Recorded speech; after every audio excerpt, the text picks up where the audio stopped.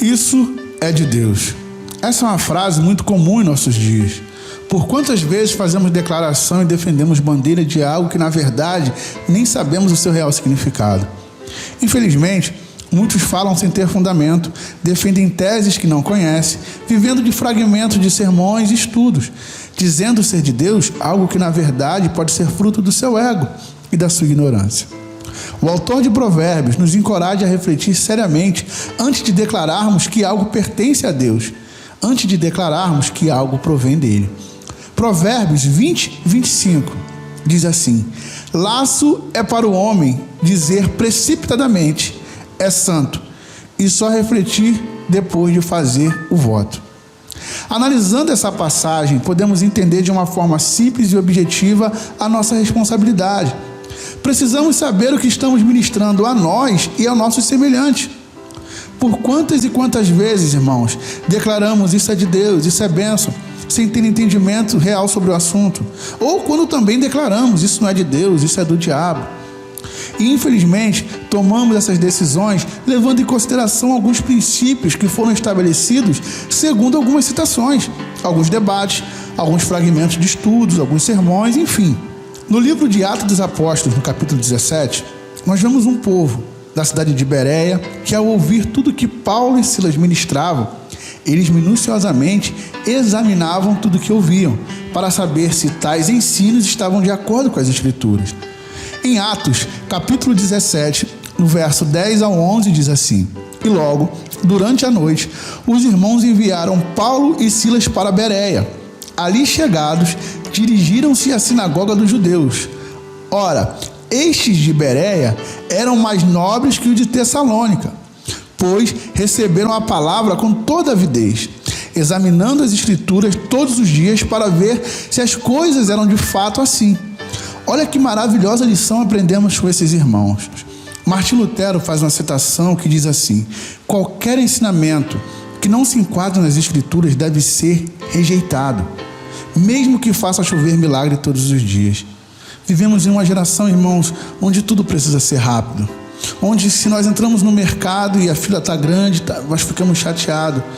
Nós vivemos a época do fast food, tudo tem que ser rápido, tudo tem que ser de uma forma rápida, e isso nos prejudica. A nossa vida, muitas vezes nós trocamos aquilo que é importante pelo aquilo que é urgente, ou seja, eu preciso fazer algo agora que seja urgente, eu acabo colocando no lugar daquilo que é importante. Ou seja, importante para todo cristão é meditar na palavra de Deus de dia e de noite, a todo momento, se possível. Mas muitas vezes ele tem algo urgente para fazer e ele procrastina e acaba esquecendo. Nós vivemos em uma geração que busca se alimentar da palavra de Deus com vídeos de 5 minutos no YouTube, onde sermões de 20 minutos já são muito longos. Sabe, irmãos, como um cristão que ama o seu Senhor, que quer conhecer o seu Senhor, consegue meditar com apenas 5 minutos diariamente nas Escrituras? Hoje nós vemos que é muito difícil ver esse interesse do cristão no estudo das Escrituras. É raro você ver pessoas fazendo anotações sobre os sermões que estão ouvindo no culto, para poder estudar depois, para poder entender e analisar se tudo que foi ministrado está de acordo com as Escrituras.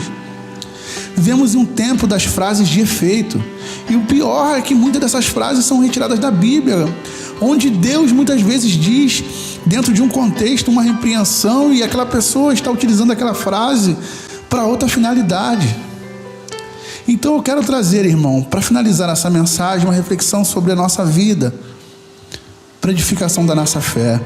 Tudo aquilo que falamos hoje a respeito do Evangelho, nós falamos por meio daquilo que estudamos, que lemos a palavra, que compreendemos, ou pelo simples fato de termos ouvido em algum sermão, de ter sido fragmento de algum estudo. O que você tem ministrado aos seus filhos, às suas ovelhas, se você é um pastor, à sua família? O que você tem trago de ministração para a sua vida é fruto de um estudo segundo as Escrituras, como aquele povo de Bereia fazia? Eu não estou dizendo para você que você não tem que ouvir um sermão e você reter, mas eu quero te encorajar, como aquele povo de Bereia, a meditar nas Escrituras. Tudo isso que eu estou te falando agora é o que peço em nome de Jesus que você abra a Bíblia e faça uma profunda reflexão se está sendo coerente com as Escrituras. Essa é a mensagem.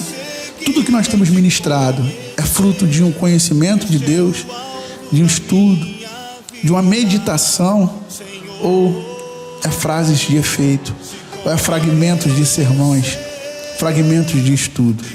Nós precisamos estudar as Escrituras de uma forma minuciosa. Nós, como cristãos, temos que ter esse compromisso, nós temos que ter essa obrigação. E não falo obrigação de fardo, falo no prazer de conhecer o seu Senhor. Nós precisamos saber explicar a nossa fé de uma forma clara. Uma coisa que eu aprendi, porque se de fato você não sabe explicar algo, é porque você não conhece sobre algo. Porque se nós não soubermos explicar a nossa fé, ela pode se tornar um fanatismo religioso. E que nossos olhos sejam iluminados pela verdade de Deus. Então, como diz o apóstolo Paulo, que Deus ilumine os olhos do nosso coração para compreendermos a verdade dele. Que o Senhor nos guarde, nos fortaleça, nos abençoe e desperte sobre nós uma vontade incondicional de conhecê-lo a cada dia mais. Amém. Que o Senhor nos guarde sempre. E prosseguir em te conhecer é tudo que eu quero pra minha vida, Senhor. É tudo que eu quero pra minha vida, Senhor. Tu és o alvo da minha vida, Senhor.